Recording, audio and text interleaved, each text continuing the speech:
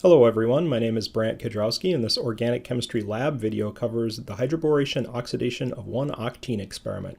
This is part 2, carrying out the hydroboration reaction. Some safety items for today's experiment. We're going to be working with borane-THF today, which is a new reagent and it's moisture sensitive and air sensitive. It reacts violently with water to produce flammable hydrogen gas. Here's the equation. This is borane-THF, this is water. The product, hydrogen gas, is very flammable. Also, this ether is flammable as well. This is tetrahydrofuran, and tetrahydrofuran is a cyclic ether. It's very volatile and flammable. It's also irritating to the skin, eyes, and mucous membranes. You should be careful when using it and avoid exposure. Finally, use care when working with needles. The first thing we'll do is prepare our glassware for use in the experiment.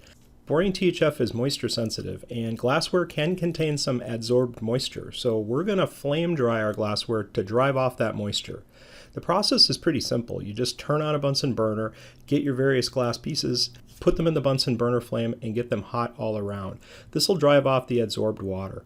We're starting here with the round bottom flask that we'll be using, and then we'll also flame dry the U-shaped adapter, the Claisen adapter. These are the two pieces of the apparatus that are likely to come into contact with the reagent and the reaction mixture. So we'll make sure they're good and dry.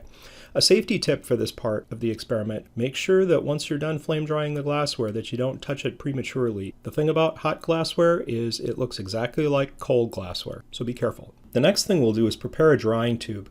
The purpose of the drying tube is to prevent moisture from getting into the apparatus. We're going to use a drying agent called Dryrite. That is just anhydrous calcium sulfate.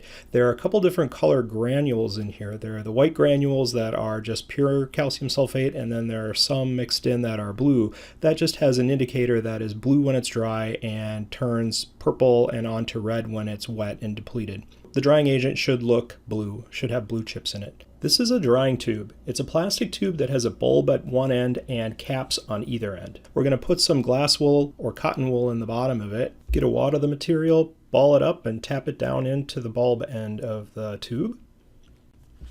Fill it about halfway or so with drying agent, and then put another wad of glass wool or cotton wool on the top, tap it down, and put the top on the tube.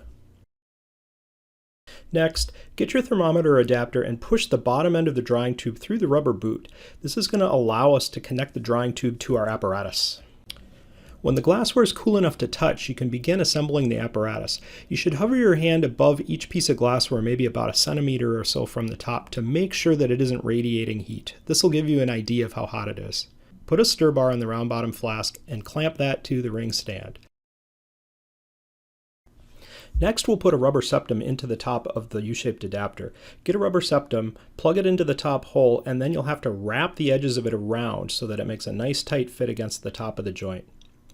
Once you have that on there, you can plug that into the top of the round bottom flask, and then put the drying tube on top in the other hole. We'll need to stir the reaction, so to do that, we're going to put a stir motor underneath our apparatus. Put the stir motor underneath and plug it in. Next, we'll add 0.420 milliliters of the 1-octene reagent. Measure out the 1-octene with a syringe and J-hook style needle. You'll need to make sure that you get all the air bubbles out of the syringe and needle so that you're adding just the reagent.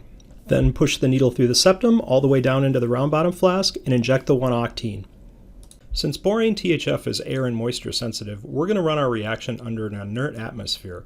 We're going to purge the air atmosphere out and replace it with argon. Next, we're going to get some argon gas and put it in a balloon. This balloon apparatus consists of a plastic syringe barrel that's been cut off about halfway, a valve, a balloon, and a needle. Put the valve on the syringe barrel and bring it over to a tank of argon. This tank of argon has a main valve, a pressure regulating valve, a gauge to monitor the tank pressure, and a gauge to monitor the working pressure, as well as a needle valve to turn on the flow. Working with compressed gases can be dangerous. There are a few things you should know for safety. First of all, the tank should be secured with a chain so that it can't tip over and the valve get damaged, which could cause it to depressurize violently. We've got it chained up here for safety. The other thing is you should be using a safe working pressure. We have the pressure today adjusted to 2 pounds per square inch, which is just about enough pressure to blow up a balloon, but not much else. It's a very safe working pressure. Open the valve on your balloon apparatus and connect it to the argon tank. We're going to purge the balloon a couple of times by putting a little bit of gas in and then blowing it out. We'll do this 2 or 3 times and then fill up the balloon to take it back to our lab station.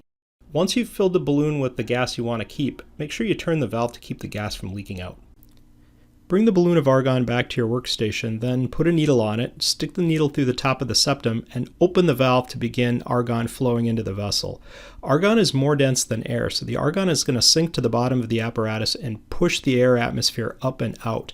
The air atmosphere will get pushed out up the top through the drying tube, out of the apparatus, and we'll have an apparatus that is full of inert argon gas. Get an ice water bath and immerse the bottom of the round bottom flask in it to cool the reaction vessel down to 0 degrees Celsius. We need to make the reaction cold to get a good selectivity in the hydroboration reaction. That process is sensitive to temperature and produces a better selectivity under colder temperatures. In the next step, we'll dispense the borane-THF reagent. This bottle contains a 1 molar solution of borane-THF in THF, tetrahydrofuran. It looks like it has a bottle top on it, but that's actually something called a SureSeal cap. It has a septum underneath that we can poke a needle through to remove reagent. Since the bottle is a sealed system, we can't remove volume without creating a vacuum, so we're going to have to backfill the bottle with something. We'll use a balloon with argon gas. We'll introduce the argon into the bottle by poking a needle through the septum top. Now we're ready to withdraw solution out of the bottle. Get a 3 milliliter syringe and one of these J-hook style needles and push the needle in through the septum into the solution below.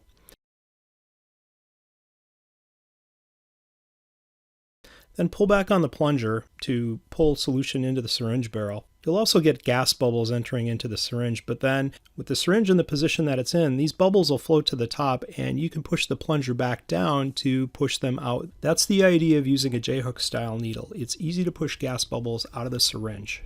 Withdraw 1.00 milliliters of 1 molar borane-THF solution and then pull the needle out of the bottle, bring it back to your lab bench in your reaction. Push the needle in through the septum at the top of the apparatus and then push the needle down in until it's just above the solution in the round bottom flask below. Add that solution slowly over the course of 5 minutes, a drop or 2 at a time, until you've added it all. We're adding the borane-THF slowly here so that it won't warm up the solution below. That'll improve reaction selectivity for one of the possible regioisomeric products. After the addition is complete, remove the ice water bath and allow the reaction to warm to room temperature and stir for 45 more minutes. Next, disassemble the apparatus and add 4 drops of water to quench the reaction. This will destroy residual borane-THF and make it no longer reactive. The reaction produces flammable hydrogen gas, but there's so little of it that it really won't present a problem. You'll just notice some bubbling.